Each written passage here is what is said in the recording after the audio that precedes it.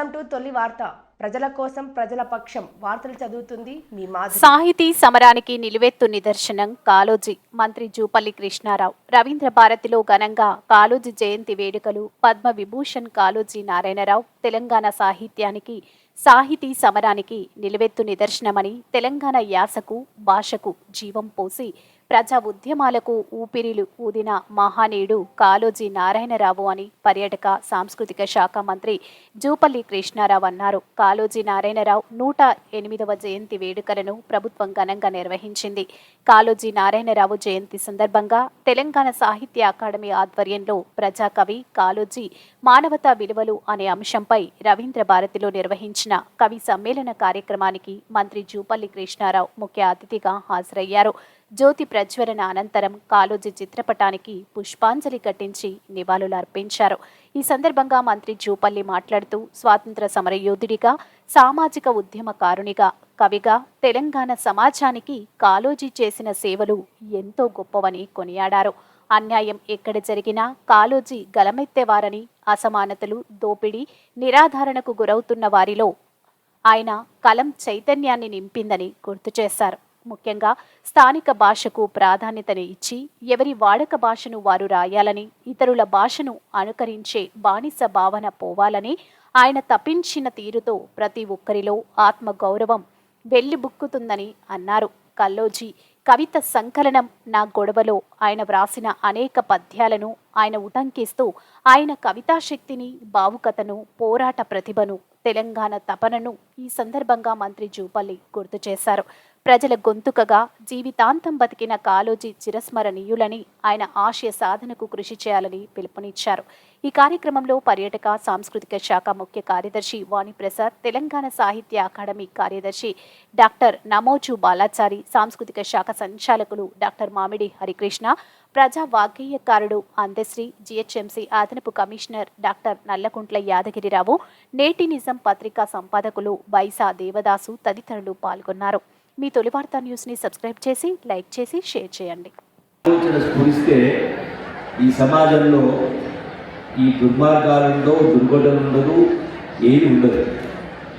మరి నిజంగా నివారించాలంటే ప్రతి ఒక్కరు కూడా అది కనీసం 110 సంవత్సరాలైన వారు జన్మించి అంటున్నారు. ఈరోజు మరి నిజంగా నివారించాలంటే ఎట్లయితే ఒక పాట ద్వారా అందశ్రీ గారు మాటల ద్వారా, రచనల ద్వారా కాళోజీ గారు ఎట్లయితే ఆ యొక్క స్ఫూర్తి నింపే ప్రయత్నం చేసిందో, ఈనాడు మరి అటువంటి వారు ఆశించినటువంటి ఫలితం రావాలన్నా తెలంగాణ రాష్ట్ర సాధన కోసం వందలాది మంది బిడ్డలు ప్రాణత్యాగాలు చేశారు. వాళ్ళు కూడా అందరిలాగా బతికే వాళ్ళే. మా చావుతో తెలంగాణ రావాలి, వచ్చిన తెలంగాణ ధర్మం 4 పాదాల నడవాలి, ప్రజాస్వామ్యం పరిడమిల్లాలి, అన్ని వర్గాల ప్రజలు సుఖ సంతోషంగా ఉండాలి, అందరి కోసం ఒకరి కోసం అందరూ అనేటువంటి పద్ధతిని తప్పించేటువంటి పరిస్థితి రావాలంటే అది కేవలం ప్రధానంగా రచయితల ద్వారా, కళాకారుల ద్వారా మాత్రమే సాధ్యమవుతుంది. మరొక ఉద్యమం రావాల్సిన అవసరం ఉంది. ఆ ఉద్యమానికి శ్రీకారం చుట్టాల్సింది రచయితలే. కాబట్టి ఈనాడు నా శాఖలో టూరిజంతో పాటుగా, ఎక్సైజ్తో పాటుగా సాంస్కృతిక శాఖ, కల్చరల్ శాఖ. సాధారణంగా కల్చరల్ శాఖ అంటే, కల్చరల్ మంత్రి అంటే ఆట పాట డ్యాన్స్ల మంత్రి అనుకుంటారు. అవునా?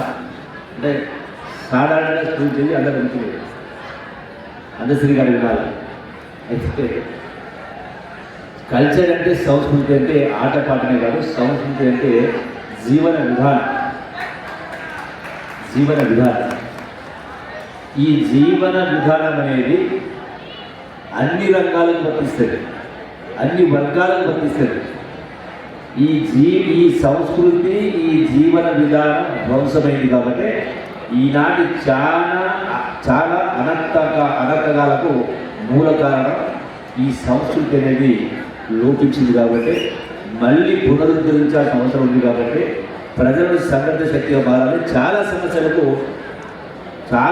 మూల కారణం అది చదువైనా, అది ఉద్యోగులైనా, రాజకీయ నాయకులైనా, యువత అయినా, రైతాంగమైనా అందరూ కూడా ఇలా కాళోజీ గారి రచనల్ని మనం స్ఫురించుకుంటూ ఆ ఆలోచన విధానాన్ని అవలంబిస్తే సగం సమస్యలు కాదు 90% సమస్యలు పరిష్కారం అవుతాయి.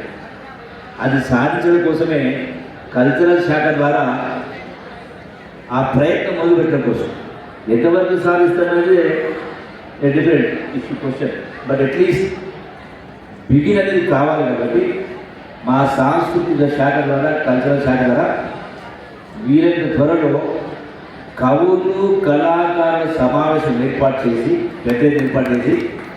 ముఖ్యమంత్రి గారి ఆధ్వర్యంలో ఆ కార్యక్రమం ఏర్పాటు చేసి